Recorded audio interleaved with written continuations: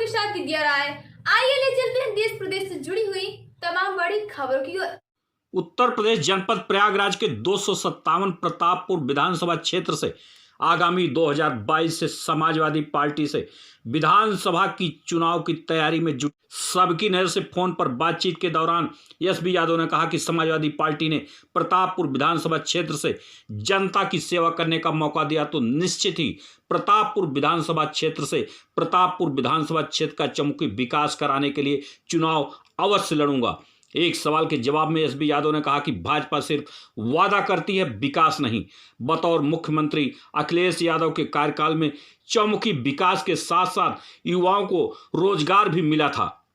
इस बार सपा की सरकार बनी तो प्रदेश की जनता को 300 यूनिट बिजली फ्री मिलेगी और युवाओं को रोजगार मिलेगा। क्या कहा एसबी यादव ने सबकी नजर से फोन पर बातचीत के दौरान, आप स्वयं सुन लीजिए सबकी न्यूज नेटवर्क की खास रिपोर्ट।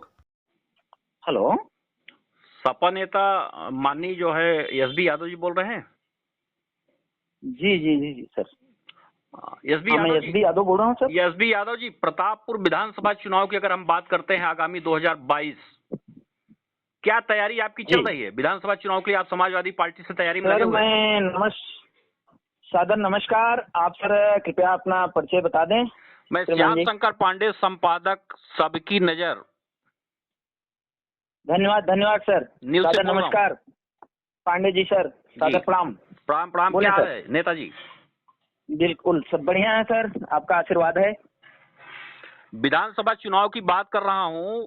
हमारे सबनर के दर्शकों को आप ये बताइए कि समाजवादी पार्टी की तरफ से प्रतापपुर विधानसभा से क्या तैयारी आपकी चल रही है? सर, जैसा कि पूरे प्रदेश में तैयारी समाजवादी पार्टी के तमाम जो प्रत्याशी के रूप में हैं वो कर रहे हैं और एज ए आवेदक मेरी भी तैयारी है सर। बाकी तो हम यही कहेंगे कि जो क्षेत्र की जनता है, बहुत कुछ तो उनके ऊपर डिपेंड करता है कि उनकी क्या चाहत है जी। और मैं यही चाहता हूं कि क्षेत्र की जनता, जो हमारे प्रतापपुर विधानसभा क्षेत्र की जनता की जो विचार उनके विचार जो होंगे, मैं उन्हीं को सर्वोपरि मानता हूं। मेरा मानना है कि अगर जनता ये चाहती है कि हम बेहतर हैं, बेहतर कर रहे हैं, तो ही हम अपने मुंह से बेहतर नहीं कर सकते सर। फिलहाल मेरा प्रयास है कि 2022 में सरकार बने। एसबी यादव जी, देखने को मिलता है कि जब चुनाव आ जाता है तो चुनावी घोषणाएं हो जाती हैं, लंबे लंबे वादे हो जाते हैं, लेकिन जब चुनाव लोग जीत जाते हैं उसी अपनी भोली भाली जनता को भूल जाते हैं। हाँ, ये बिल्कुल ये सच है सर। और इसी के खिलाफ में हमारा भी यही दर्द, हमें भी है। हमें भी यही दर्द प्रतापपुर विधानसभा क्षेत्र एज ए समाजवादी पार्टी के आवेदक के रूप में हमें भी यही दर्द है कि लोग वोट के टाइम में आते हैं, जनता से वोट मांगते हैं, चिकनी चुपड़ी बातें करते हैं और जब उन्हें अवसर मिल जाता है तो जनता को भूल जाते हैं। वो ये चाहते हैं कि जनता उन्हें हमेशा माला फूल लेकर के खड़ी रहे, जबकि उनको चाहिए कि जनता के लिए उनका जो समर्पण भाव होना चाहिए, जिस समर्पण भाव के साथ में उन्होंने वोट लिया है, चाहिए कि वो सेवा की भावना होना चाहिए, लेकिन ऐसा नहीं होता है। प्रायः मैं और भी विधानसभाओं की बात करूंगा, लेकिन मैं यही कहूंगा कि अभी धीरे धीरे जो हमारा विचार है कि एक विधायक बनने के बाद उनकी जिम्मेदारी जनता के प्रति बहुत ज्यादा हो जाती है, जवाबदेही ज्यादा हो जाती है, लेकिन वो सोचते हैं कि नहीं, हम तो जनता से बहुत ऊपर हो गए, और इसके मैं खिलाफ हूं सर। आप अपने आप को कहां रख रहे हैं? देखिए, हम तो प्रतापपुर विधानसभा क्षेत्र की जनता के साथ में काफी समय से कंधा मिला करके उनके दुख तकलीफ और तमाम, और मैं भी उसी में हूँ, मैं भी शामिल हूँ, मैं भी प्रतापपुर जनता का ही एक हिस्सा हूँ, मैं भी प्रतापपुर का ही विधानसभा क्षेत्र का एक व्यक्ति हूँ। तो मैं यही कहूंगा कि अगर जनता चाहेगी तो मैं प्रतिनिधित्व करने के लिए तैयार हूं और मैं कोशिश यही मेरी रहेगी कि मैं जनता की उम्मीदों पर खरा उतरूं, और मैं जरूर उतरूंगा। मेरी प्राथमिकता होगी कि मैं जनता जिस लिए हमें चुनेगी, जो हमें जवाबदेही देगी, जो हमें हमारी जवाबदारी तय करेगी। और मुझे अवसर मिलेगा तो मैं कोशिश मेरा यही रहेगा कि मैं प्रतापपुर विधानसभा क्षेत्र के एक अच्छे प्रतिनिधि के रूप में जाना जाऊं, यही मेरी ख्वाहिश है सर। नेताजी, आप तो यादव समाज के एक मुखिया भी बनते हैं, आपके जो है एक संस्था भी बनी हुई है, और अगर हम दूसरी बात करते हैं तो विधानसभा प्रतापपुर में आप कई महत्वपूर्ण आपने कार्य किया है, चाहे वो खेल कूद का हो, चाहे समाज की सेवा हो, चाहे वो कोरोना काल का हो, तमाम कार्य आपने किया है। तो इस बार विधानसभा चुनाव 2022 में जब आप जनता के बीच में जा रहे हैं, क्या एजेंडा लेके जा रहे हैं आप? देखिए सर, हमारा मानना है कि हर व्यक्ति किसी न किसी समाज से होता है। मैं भी एक यादव समाज से हूं, और बेशक हमें समाज का एक ट्रस्ट है, उसका मैं मुखिया के रूप में रहा हूं, लेकिन हमारे लिए हर समाज एक है, हर समाज एक समान है। और मैं किसी भी समाज में अंतर भेदभाव को मानता नहीं हूं। मेरे लिए संपूर्ण जनता, पूरी प्रतापपुर की जनता का हर व्यक्ति, हर समाज, हम ये चाहते हैं कि वो प्रथम है, वो श्रेष्ठ है, वो सर्वोपरि है। मेरी प्राथमिकता है कि सिर्फ और सिर्फ प्रतापपुर की जनता के प्रत्येक व्यक्ति हमारे लिए समान है, और सबके लिए मैं प्रतिनिधि के रूप में आना चाहता हूं, और किसी एक समाज से मेरा कोई लेना देना नहीं है कि मैं किसी एक समाज का प्रतिनिधि। बात ये हो रही है कि 2022 में आप जनता के बीच में जा रहे हैं, विधानसभा की तैयारी कर रहे हैं, क्या एजेंडा होगा विकास को लेकर के आपका?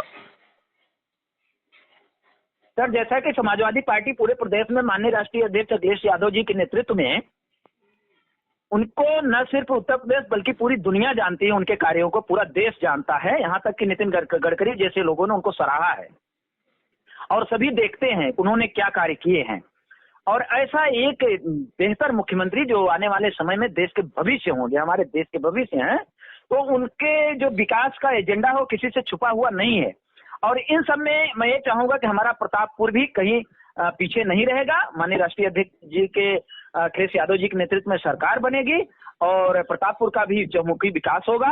और मैं प्रतापपुर के अगर प्रतिनिधित्व तो मुझे मिलता है, मैं विधायक बनता हूं, तो मैं पूरा जी जान लगा दूंगा। मैं माननीय अपने नेता राष्ट्रीय अध्यक्ष अखिलेश यादव जी से प्रतापपुर के विषयों से अवगत कराऊंगा, और उन्हें बताऊंगा कि हमारा प्रतापपुर काफी पिछड़ा हुआ है, और मैं विशेष ध्यान देने का आग्रह करूंगा माननीय अखिलेश भैया से।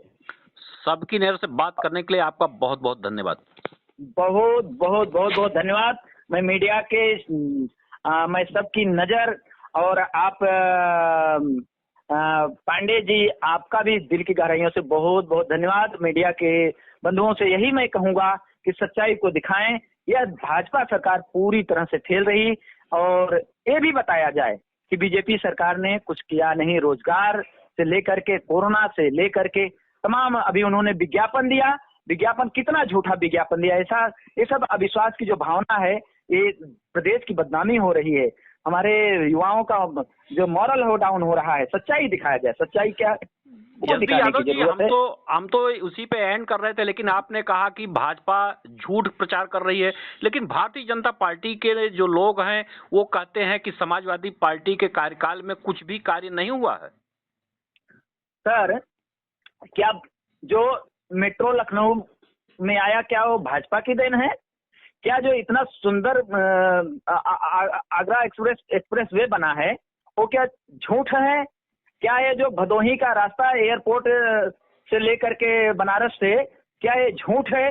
क्या युवाओं को रोजगार नहीं दिया? क्या माननीय अखिलेश जी ने 18 लाख से अधिक युवाओं को लैपटॉप नहीं बांटा?